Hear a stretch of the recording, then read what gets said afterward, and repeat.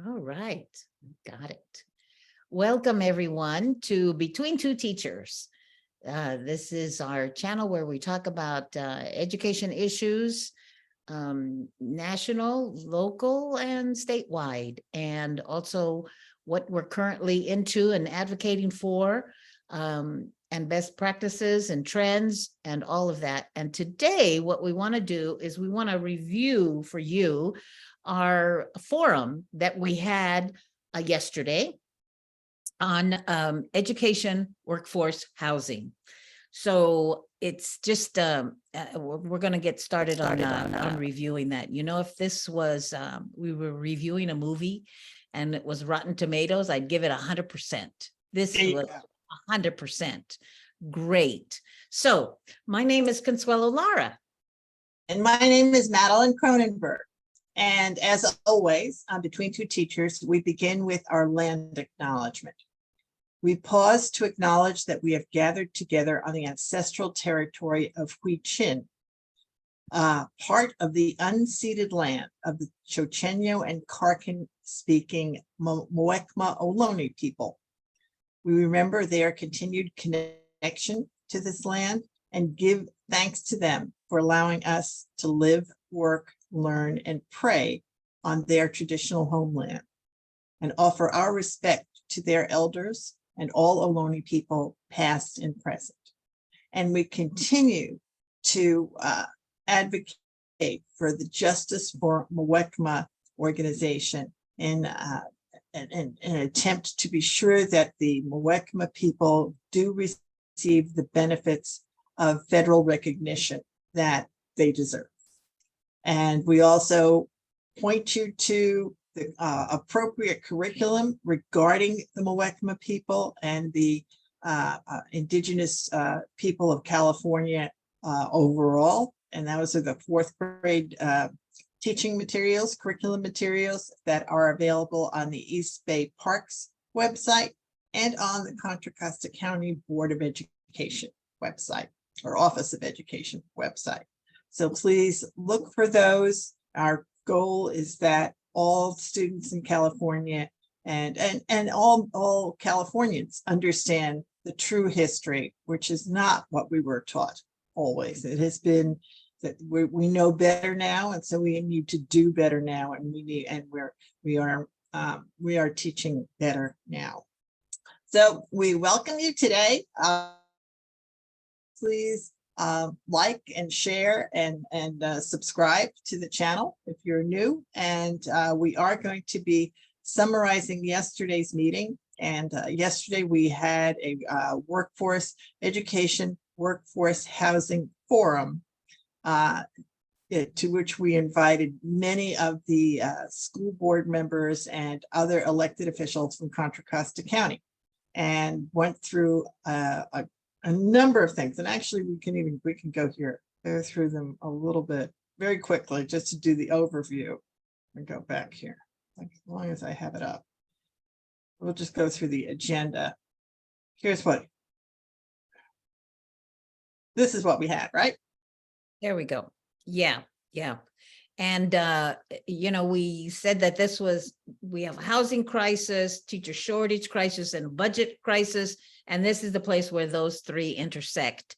And this is something that could help each of those areas. So, yeah, we started with District Director Dean Wallace. Basically, the assembly people told us, you now have the freedom to build. You now have the freedom to build. And that's an amazing thing. And it doesn't mean that there aren't still some hoops that we have to go through that you're going to be able to just start tomorrow. But many of the big restrictions and barriers that were there have been removed because they really are part of the reason for California's housing crisis. When you come down to it, right? And so that's what Mr. Wallace and Assembly Member Grayson shared with us. And then Mr. Flint wasn't there, but Andrew Killer was able to present for California School Boards Association. And that was very exciting. Yes, yes. So what that Wasn't tells us, it really does tell us board members, there is training available, there are these academies, there are resources, and there are people, experts available as well. So we can get training for this in this area from CSBA. The SBA, the association is about to embark on a second round. They've been funded for a second round of workshops and cohorts, and the ability to put more resources together for this. And that actually was something that he announced at the forum last night. So that was really very exciting news. I hope that at the next and all the CSBA workshop or conferences that they have workshops in this area. That would be the place to spread the word about it. So Absolutely. great Yeah. information there. And Go ahead.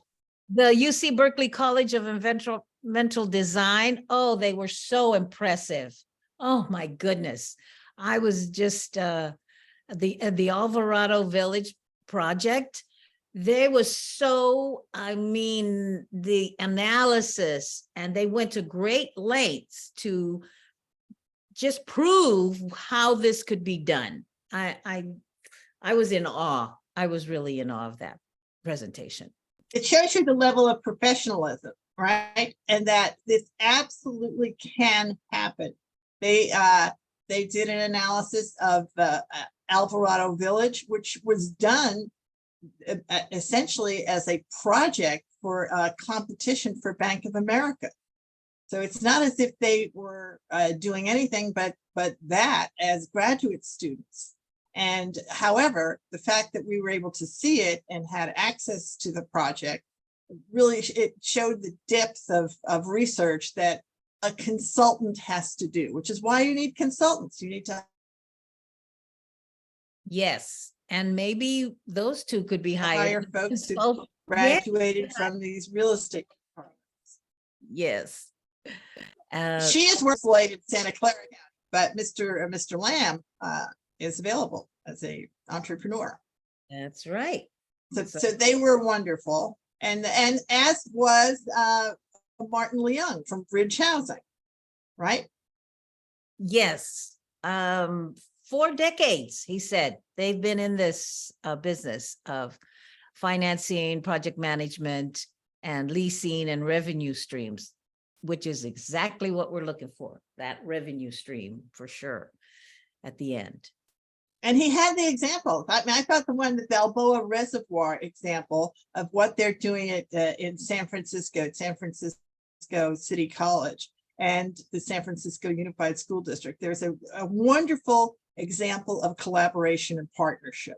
And that's what we have to keep in the forefront. That's what we can do. We can we need to collaborate. We need to set up partnerships. And that really was I think an important theme of the meeting yesterday.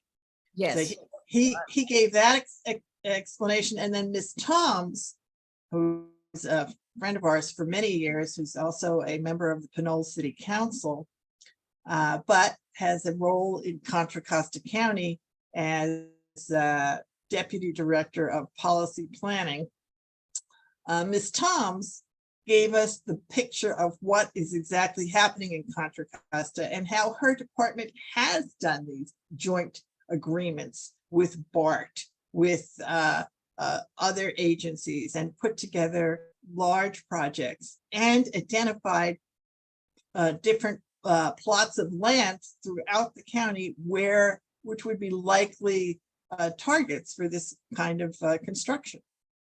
Absolutely. It was so clear. It was great that she could say, here are some that have high potential for development, and gave us all the statistics. Oh, so she was just a wonderful source.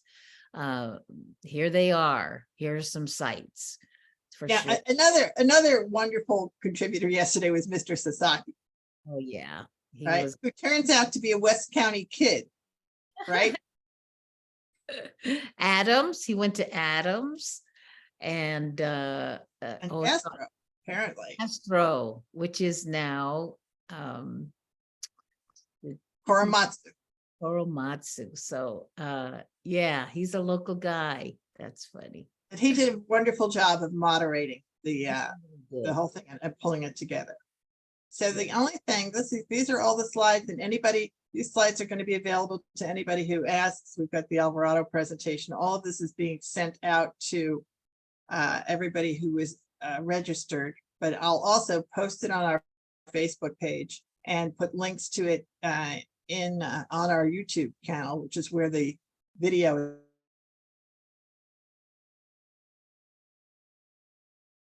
is going to live. But we wanted to get to this, the summarizing, because we didn't quite get to this yesterday. Right. Right? Yeah. Yeah. Oh, and one thing about Maureen Toms, I really liked her few slides there about the private-public partnership and some of the things you need to keep in mind. There it is. That was really important because school districts, they're not usually in the habit of having partnerships too much with the private sector, very much, just once in a while. But I mean, it's always kind of like, just uneasy relationship sometimes. But yeah, she said, she gave us some good tips and the key elements of having that be successful. So I like that. I like that a lot. Those were good. It was wonderful. She was right on target, and she made the point. Have a plan, set your vision, be proactive, and show political leadership, because this is what you have to have political leadership for this to happen. Yeah, it starts from the top. Absolutely. And that means board members who are elected by the people. So here's our summary. Starting on January 1st, 2024. Don't start building till then. But yeah, so like I said, we have the freedom now to make those partnerships and to move forward. And we can develop these property management partners and start receiving rental income directly into the general fund. And that's an important piece to remember. So that was, it's time to partner, so many partnerships. And this is, I think this is a new concept for a lot of people, because we are so much in our silos and not thinking, and some people are not against sharing, but we just haven't been in the practice of sharing information, coming together, having a convening, and just sharing information with each other. And we assume, oh, they probably know about this already. We ran across that. But no, people don't know everything that one sector is doing. And I like that term, multi-sector. All the time. New people come in, right? And who they get trained by, or what, how they move forward and learn new things is also different for everybody. And honestly, the landscape of housing is different today than it was 10 years ago. Today we have the crisis we didn't have before. I mean, so the landscape is different. That's why we really have to look at this with a much more critical eye, and as something that's an urgent need, that, oh, wouldn't it be nice someday? No, we need it now. Time is now. The time is now.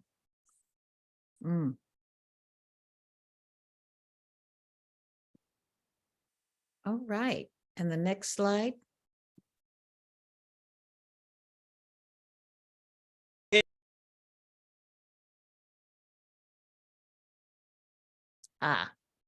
This was very important, the action plan. That this is a part of our mission as board members, and we have the mission to provide education, quality education to our students. And it's being compromised by the teacher shortage. So we need to address that. And this is one of the big issues, where teachers can't afford to live in the area where they teach. So we need to proceed on this. It is definitely part of our mission, and we can start with a resolution.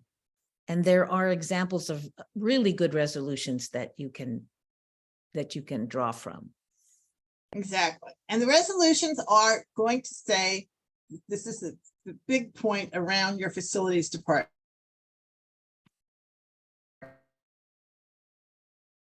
Is, we said it last night, a number of people said it. Your facilities department was not hired to do housing. It's not, it's totally extra, beyond their bandwidth. We know it's beyond their bandwidth. So don't even consider that. Understand you're asking for something that needs to be consultant driven. And that is why the resolution needs to include the request for a consultant, right? That's the whole point of that. And that will move you straight into being able to get some action. So that's that. So the action plan is to agendize a resolution, including the RFP, and then continue to network and join us in our bi-monthly meetings of the Contra Costa County Education Workforce Housing Support Network, which we're going to create, and hope that interested parties come and join. Exactly. And also, we mentioned how every district is so unique. You know, the needs of one district are not going to be the same as another. So like for me, I'm represent area 1. So that's one that I want to look at specifically. And each person, you know, there's areas, and then within those, you've got your cities, and then also the districts. So it's, people are going to be working with, you get down to the closer to the neighborhoods that you're talking about, and how you proceed on that, and join others and support other projects that are going on as well. Right. And there may be ways for multiple districts to work together on projects. Right? They're also, we just have to be very open to new ideas and new ways of creating collaboration and partnerships. That really is I think Exactly. the recipe for success for Contra Costa County. Yes. So this is it. We're going to ask you to network and to join us. And we also, everybody's going to receive this who was here last night. This is a list, a resource page. These are all hot links. Jefferson Union has been the most recent school district there in Daly City. They've done a wonderful building project for their teachers. Novato is looking at it. They have a page where they've got their information posted, where the progress on their efforts. And there's a project website for San Francisco, and board presentations from Berkeley Unified, Jefferson Union, Ventura Unified, and also the city of Milpitas, because there are cities that have done presentations. And so we need to partner with our cities too. There are lots of opportunities. And then we also have resolutions from Contra Costa County, Oakland Unified, and some articles about this. And yes. That is where we are. Yeah. And, you know, I think the general public recognizes this also. I don't know where I was, and I overheard this woman say, did you know that the districts have a lot of land just sitting there that they don't use? Oh, really? So it's becoming more, you know, public knowledge that this is something that could happen. It is. And that's a wonderful thing, because we all are, because we're seeing the fact that we have a housing crisis now, right? And people are much more aware of that, because we didn't have one before. We haven't always had a housing crisis in California, but we have one today, and that's what we have to deal with. Yeah. So it was a great kind of thing. Let's talk for a minute talking about outside the box about financing and about, you know, who could invest in this? Where could we get, without going into big corporations, without the big banks, or without philanthropy? We already know where that leads. So how could we keep this, you know, contained, and that the profit for it goes to the place where it should go, and that's to the school districts? So one of the obvious places is from the the pension funds, the educator pension funds. I mean, that's really, they are investors, and there's CalPERS and CalSTRS are both big investors themselves, and it's makes total sense for them to be among the leaders in making investments and financing available for education workforce housing. Yeah, yeah, exactly. And as far as banks, I'm thinking of credit unions. Public banks, which Yeah, are something that's new. Now the public, I understand the public banks are only beginning to come into vogue in the East Bay where we are, but there are some that are out there, and it certainly is something that we should have on their radar. yes, They're newer, but but each project has different ways that they can put their mix together. That's one of the things, my takeaway that I learned yesterday from the Alvarado Village presentation and from the Bridge Housing presentation on financing, is that we think of housing. Anyway, I hadn't realized the mix that's possible for financing. yes, me too. That was new information. I hadn't thought about that as well. So you're right. Oh, gosh. We all learned a lot. We all learned so much. Learned a lot. And it's just begun, because really if this is going to happen, people have to keep talking about it. That's one thing we can do here, is we can bring forward things that we think are really important for the children of California. And this is one of them. So we will be back. If you attended yesterday, and registered, you're going to receive the link to the workshop, and which is going to be on the Between Two Teachers YouTube channel. You're also going to receive all of the materials that were shown during the website. So you'll have the Alvarado presentation, the Bridge presentation, and everything else that was shown in the PowerPoint. And all of those speakers are open to being contacted as well. You can contact any of them and ask them more questions. Absolutely. So we hope you do. You can always ask us questions. We'll be back again. We won't only talk about workforce housing in the future, but this has been our week for workforce housing, and we're very excited by the opportunities that are ahead of us. And a shout out to Chuck Carpenter. Absolute shout out to Chuck Carpenter, who very much made this happen. We very much made this happen. Mr. Carpenter is our secret weapon in getting all of the electeds to pay some attention to us and get them to come and listen. So thank you all. We'll see you again next time on Between Two Teachers.